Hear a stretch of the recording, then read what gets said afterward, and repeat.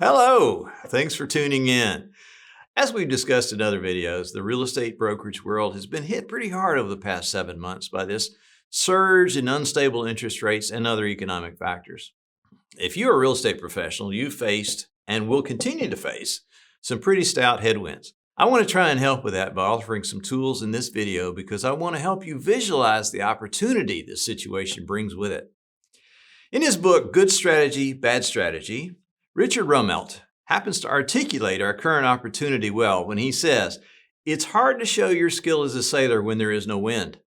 Without wind, every sailboat and every sailor is equal." Going on to explain, he says, "It's in the moments of industry transition that skills are most valuable.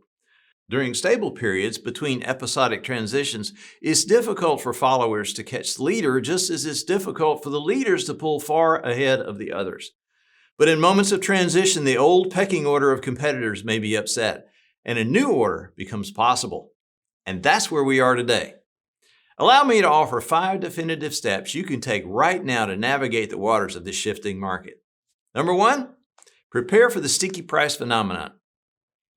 We've been in a strong seller's market for a long time, but as the shift toward a buyer's market begins, it's critical to shift your focus and your client's focus away from expectations of rapid price appreciation.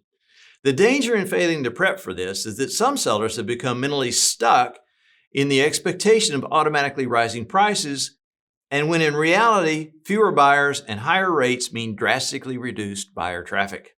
Sellers can no longer automatically expect a higher price, and without proper data, their list price can end up being just too high. The property languishes on the market, and of course, you get blamed for that. In a fast-moving market, you must stay up to date on weekly market activity. To be brutally honest here, if you are using comps that are more than 45 days old in pricing a listing, you're using info that's already out of date. Number 2, help sellers avoid chasing the market down. There are 3 strategies to help sellers understand what's going on here. The first step is to go to the MLS and pull up all the properties that have been reduced in price or have expired in the past 30 days.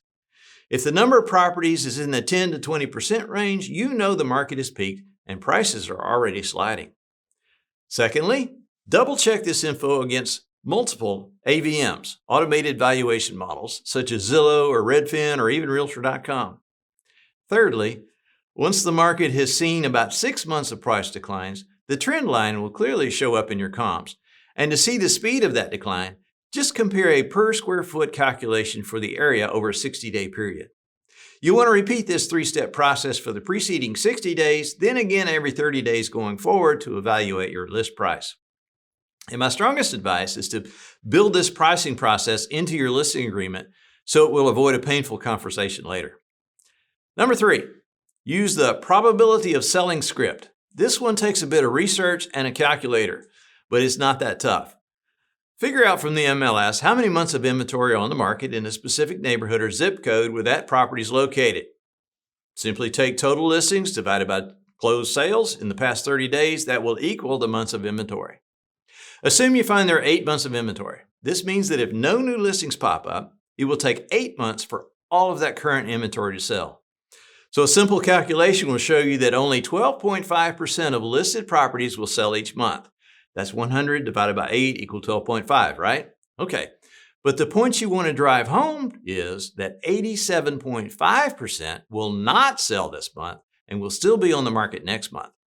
So you can close your client with something like this. Ms. Seller, in order for your property to sell within 30 days in today's market, it needs to be priced in the top 12.5% of all listings, both in terms of value and price. Otherwise, you'll be in the 87.5% of listings still on the market next month. See how I did that? I'm telling you, it's golden.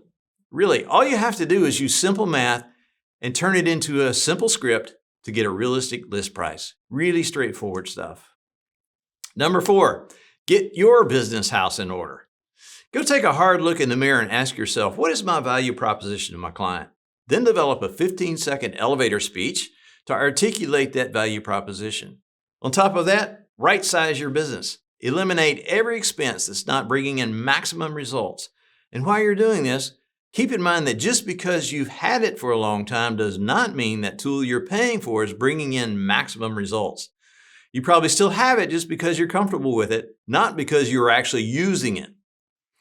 You'll also want to take an especially hard look at streamlining your marketing by hard targeting the clientele you serve best. Know your value prop, eliminate the excess stuff, and double down on what matters. This is the market to grow your market share, so lean in and don't back off. Finally, I'll offer this last one, which I believe is actually the most important, so hang in there for just 1 second longer. Number 5 is that you must change your daily habits. As humans, we're the sum of what we do every day, day after day. And so is your business. Despite what sales pitches you may have heard from product vendors or coaches, there is no magic bullet to this, and there is no automatic easy button that leads to riches in this business. It is the change in your daily activities that changes your long-term outcome, and that starts with commitment. Commit to sending handwritten notes. Commit to adding people to your database. Commit to setting up automated property emails. Commit to connecting with contacts on social media. Commit to checking in on past clients. The bottom line here is to commit to daily activities that you haven't been doing. You can bet if you haven't been doing these things, your competitors haven't either, and that will set you apart. Change your daily habits and your world will change. Wrapping all of this up, please keep in mind that success is the sum of small efforts repeated day in and day out. It's 100% your choice to be a victim of this market or a victor over it. So choose wisely, my friend. I hope you found this information helpful. If you did, let us know by hitting the like button below, and be sure to subscribe to our channel for more great content. Thanks for watching.